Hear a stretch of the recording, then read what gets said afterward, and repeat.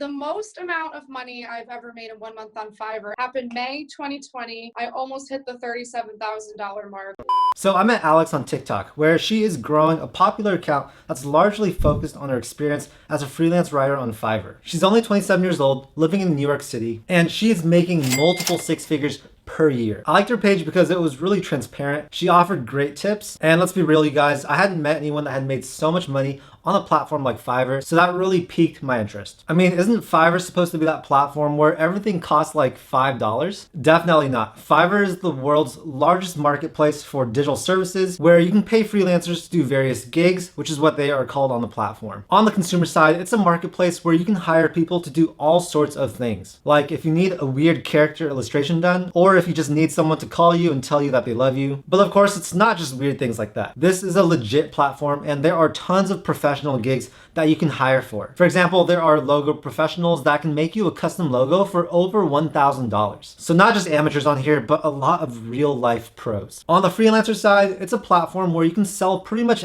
any type of skill that you have, as long as it's legal and within their terms. You have people writing code, you have people doing voiceovers, managing social media accounts, and of course, writing. In fact, there are over 200 categories that you can make a gig in. So that brings me to the question, can you make good money on Fiverr? Certainly, it seems like the answer is yes. There are people on there that make a very, very good living. But like any popular platform, I have heard people say bad things about it, such as the pay is too low, there aren't enough good clients on there, and also people don't like the fact that Fiverr takes 20% of your revenue. But that is the exact same as Upwork, so that seems like it's the standard fee among these types of platforms. In this video, I'm talking to my friend Alex, who's without a doubt one of the most successful freelancers on this platform. I always think it's super helpful and very inspirational to talk to someone that is doing well on one of these niche platforms. We'll talk about who she is, how she's able to be so successful, any tips that she has for new people, and also how she lives her really cool life. So without further ado, let's have Alex do the talking as she's the pro. So my name is Alex Fasulo. I am a full-time freelance writer on Fiverr.com. I got started freelance writing kind of accidentally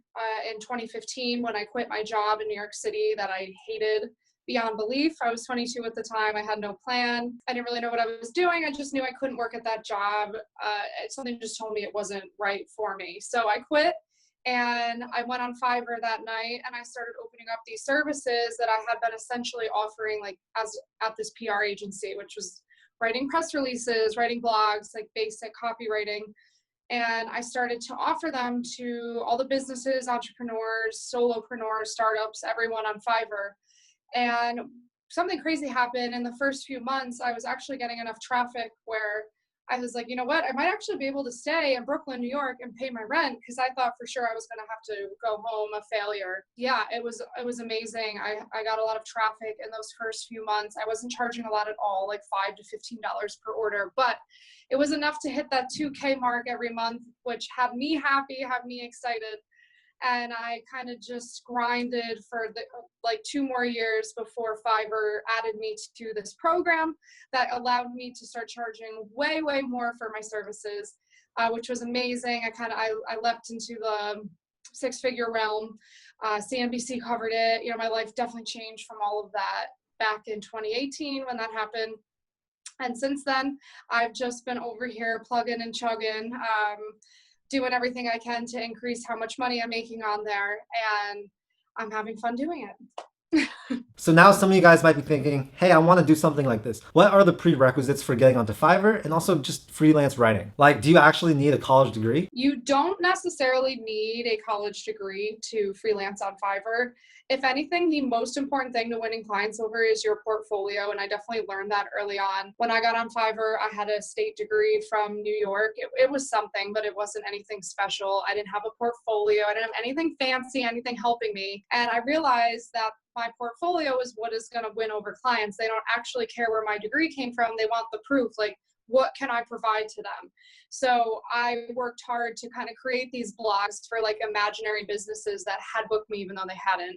And then when people would come along, I would say, hey, look at this work that I've done. And to this day, not a single person on Fiverr has asked me if I went to college or where I went to college.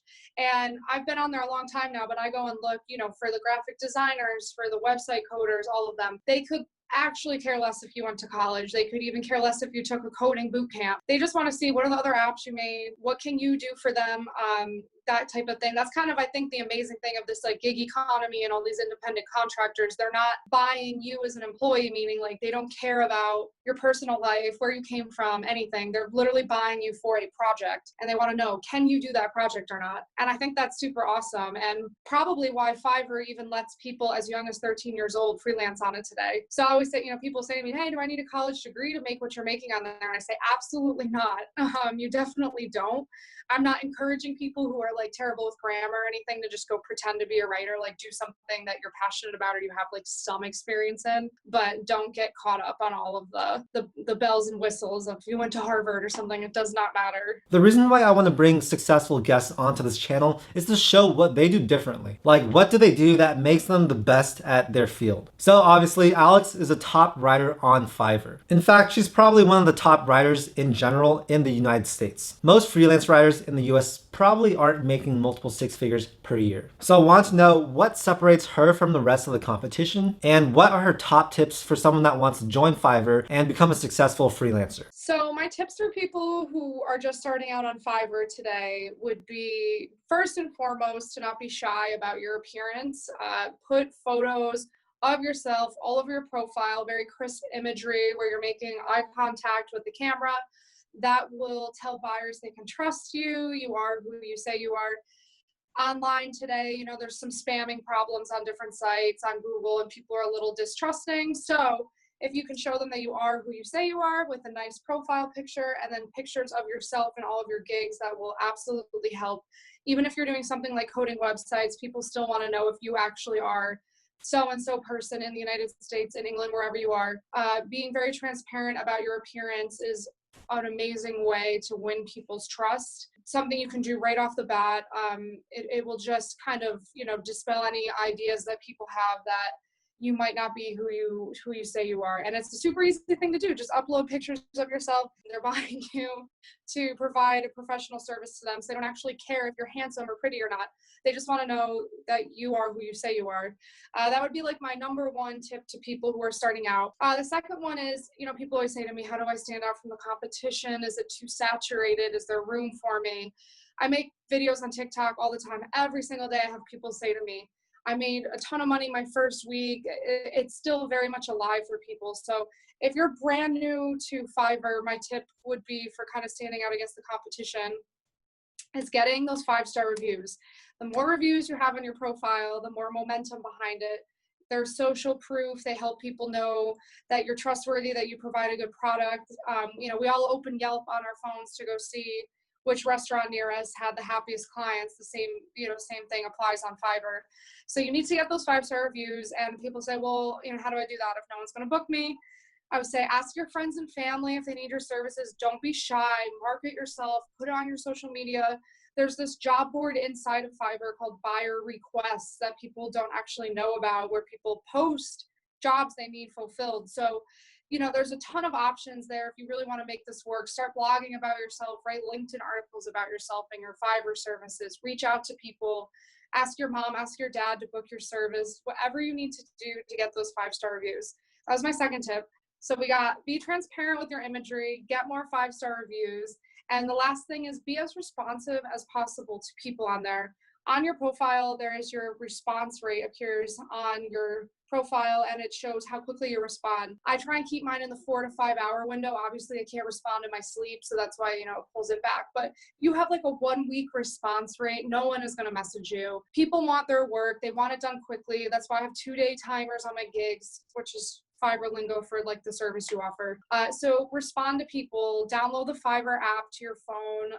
That's how you can see, you'll get push notifications if people are writing to you. And the more quickly you answer these people, the more likely you're going to get their business. So, I always say to people, if you think this is a full-time kind of gig, yeah, it can be for you. But if you really want to make big money on it, like anything, you do have to like give it your full-time attention. What is the most amount of money you've made in one single month? The most amount of money I've ever made in 1 month on Fiverr actually happened in the middle of coronavirus, which is crazy to think. Happened May 2020. I almost hit the $37,000 mark. It was somewhere in the 36 somewhere in there. And it was funny because it was happening while the world felt like it was shutting down. And that's why I always say to people, if you lost your job because of COVID, if you're feeling, scared about the future or whatever, I would say like the online world is booming. I know that sounds cliche, but I have like proof in my analytics here that it's a great time to get involved with it for sure. And is Fiverr Pro the thing that every Fiverr seller needs to aspire to get? Or can people just become super successful doing normal Fiverr? Although a lot of people definitely want to get onto Fiverr Pro, and I think Fiverr Pro is the quickest way to make a lot of money on Fiverr, you don't actually need it to make six figures from my experience. It can be confusing because Fiverr, like there's two universes, the regular Fiverr universe and the Fiverr Pro universe. They're technically separate from each other. And the regular Fiverr universe, there's different level rankings you can have. So new seller, level 1, level 2, and top level seller. If you make it to the top level seller rank, you could be easily making in the six-figure realm without also having that Fiverr Pro badge. So I know people say to me, oh, it's discouraging. Fiverr Pro is only the top 1%. Like, what if I never get it? Should I even bother? And I would say, yes, you should absolutely bother. I was heading to six figures as a level 2 seller, even without any Fiverr Pro intervention.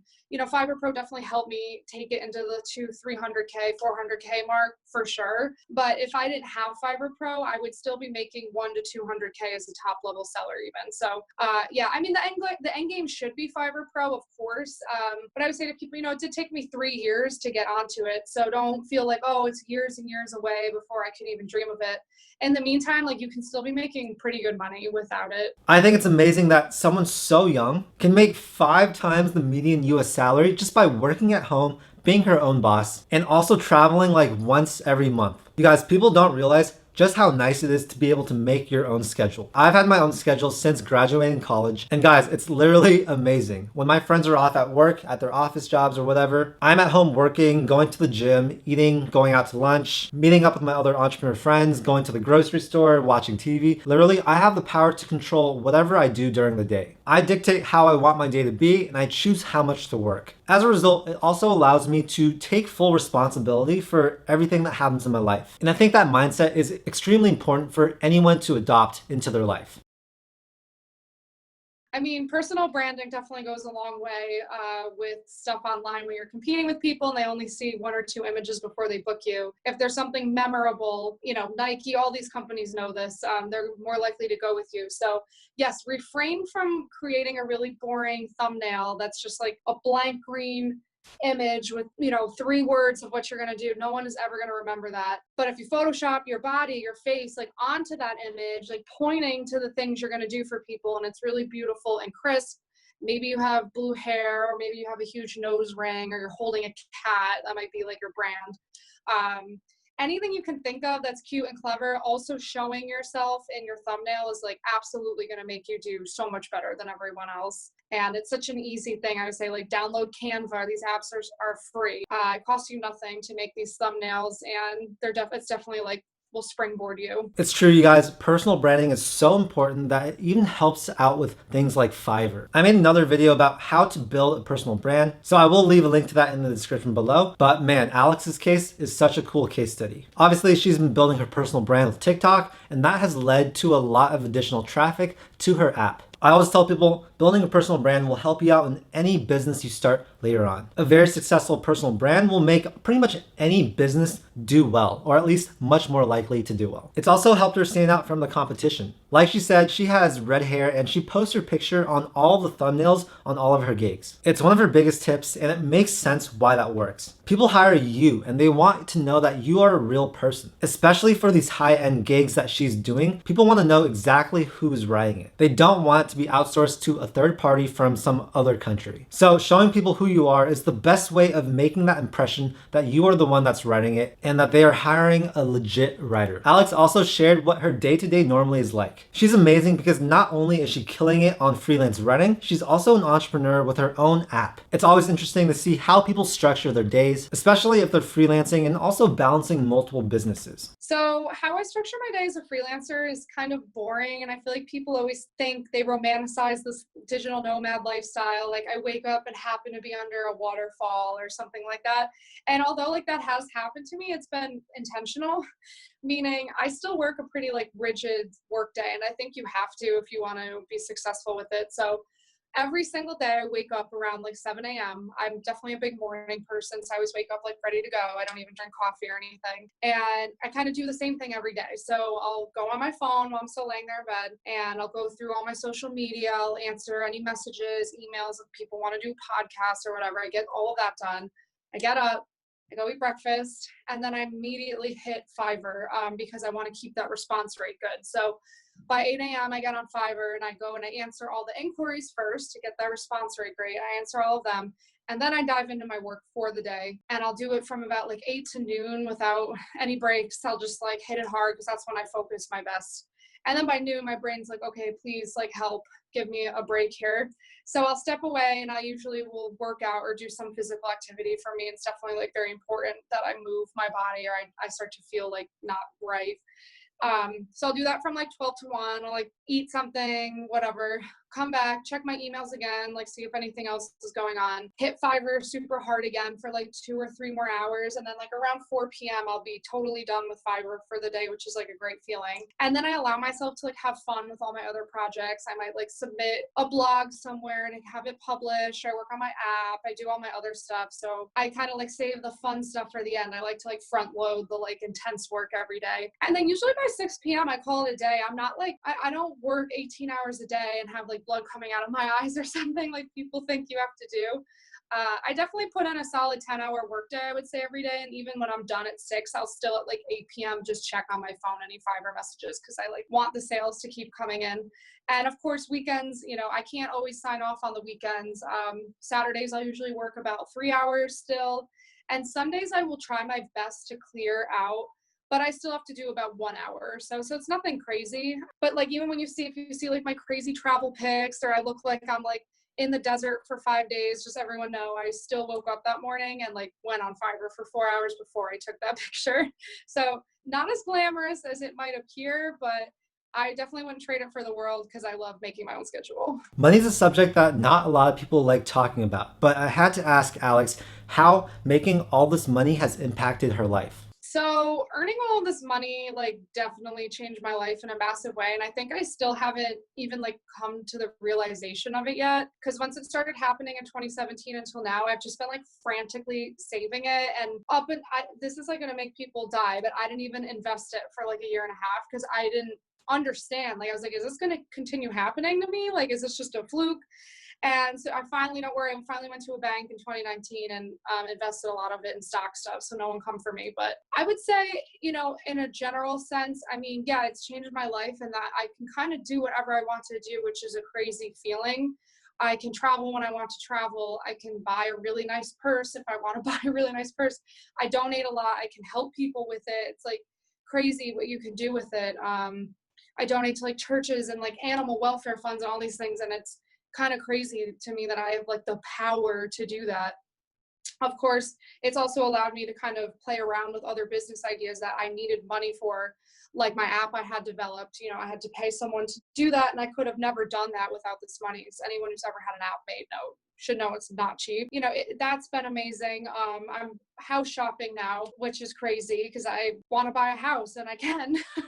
I can buy a really nice house, which is like crazy because I'm 27. I'm still just kind of like, you know, I think some days I like hide it from people because I feel funny about it. I don't know if that's because I'm a woman maybe or something, but it's definitely a work. I'm definitely like trying to own it more and be like, yeah, I have a lot of money, so what? But it's a work in progress for sure. And I definitely look up to people who are like super, like, here's my money, like, come and take it. Alex isn't a full-time digital nomad, but she likes to travel about once per month. She's able to do this because as a freelance writer, she can set her own schedule and she can work from anywhere as long as she has a computer and an internet connection. So of course, I was curious to see how she balances her life and how she sets her own schedule to be able to travel and work at the same time. So a lot of people ask me about managing a business on the road and they say, is it hard? Does it make traveling stressful? Can anybody do it? All the classic digital nomad questions. And I do always say to people, I don't recommend jumping into a digital nomad lifestyle until you've like really got a hold on your freelancing lifestyle. Because yes, it is going to be a little more challenging to like take your whole freelance life and then put it into like a rental car. So I would say, give yourself a year or two to just understand like freelancing in general and all that good stuff. Because then, yes, if you want to add in travel, it's obviously going to complicate it, but it's not that complicated. I would say to people, like, my secret is that I just still follow my same routine, even on the road. So let's say I'm in, like last month I was in Utah. I was in Moab one day, I was going to go hiking. I still got up. Sometimes I just like wind the clock back. I got up at like 5 a.m. to answer my emails, check on Fiverr, do my work and everything so that like 3 hours later I could go hiking. I don't ever like give myself a day off. I think that's where people get messed up when they travel on the road and work, is that they're like, oh, I'm on vacation. Well, like not technically, you're actually still working. So you have to treat it like that in your head. You have to check out from the hotel at 10. You got to get up at 6 and get all of your pressing things done. If you're like me, sometimes I check out where Starbucks are in the vicinity where I'm going to be to, stop in. I have a hotspot on my phone. I think that's very important for having service if you need to do work on the road. But I would say to people, again, boring answer, but you have to take your schedule with you if you're going to work on the road, because otherwise it will everything will get all messed up. You'll forget what you did do, what you didn't do. Your clients will be mad. They'll be like, well, what are you doing on vacation if you can't manage my account? And they'll start to get all mad at you. So bring your routine with you. However, I recommend giving yourself a year first to just get everything down. A lot of people ask me if I always knew I wanted to be a freelancer or if I always knew I wanted to write for the rest of my life. And honestly, if you would ask me at 16, I didn't consider myself a businesswoman. I didn't think I was a good writer. I didn't think I was going to be the CEO of a Fortune 500 company, which has not happened yet, but maybe who knows. I just thought I was going to go be a staffer in politics. I always liked politics. I was like, oh, maybe I'll go to the White House and be a chief of staff or something. That was all I had dreamt for myself. And I accidentally found myself in freelancing, which just showed me, and I always tell people, you just can't know what you are and are not good at until you try it. You can't just sit on the sidelines and fear it, because if you never jump, you'll never know if you can fly. So I found out I could fly because of kind of a catastrophic problem that I don't recommend for people. But I always say, don't be afraid of this. You're the only one in your head that is making it scary. There's nothing scary about becoming a freelancer. You can do it on the side while you still work another job. There's literally no risk to it. All you need is a laptop and Wi-Fi, which you probably already have. So it's actually zero risk. And just this fear that you're manifesting in your head about it is crazy. Take it from me, I was not William Shakespeare. I was not the writer, the voice of our generation. I just practiced a lot. If you practice at anything, you become pretty decent at it. And a lot of these skills you can sell as a freelancer, being a virtual assistant, all you have to do is organize files for people. That's not my forte, but you can make a ton of money doing that. The more files you organize, the better you'll be. The more logos you make, the better you'll be at it. People on Fiverr are not these prodigies that were born. I didn't come out of the womb typing. I just committed myself to it and worked super, super hard at it to kind of get where I am today. So I say to people, don't let that fear stop you. You have to try it at least.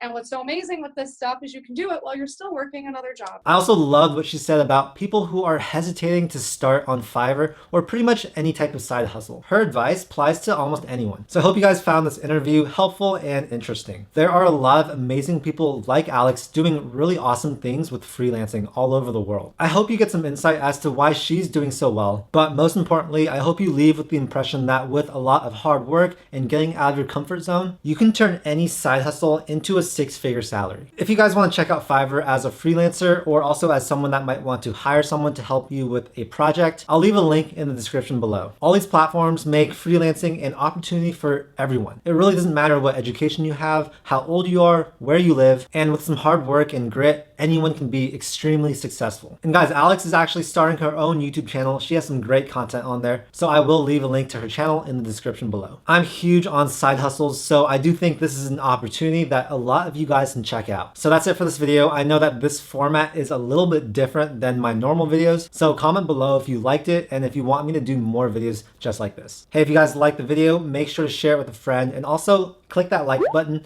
and also subscribe to my channel if you want to see more videos just like this. I make a ton of content about personal finance, investing, and entrepreneurship. Thank you so much, and I'll see you guys in the next video. Peace.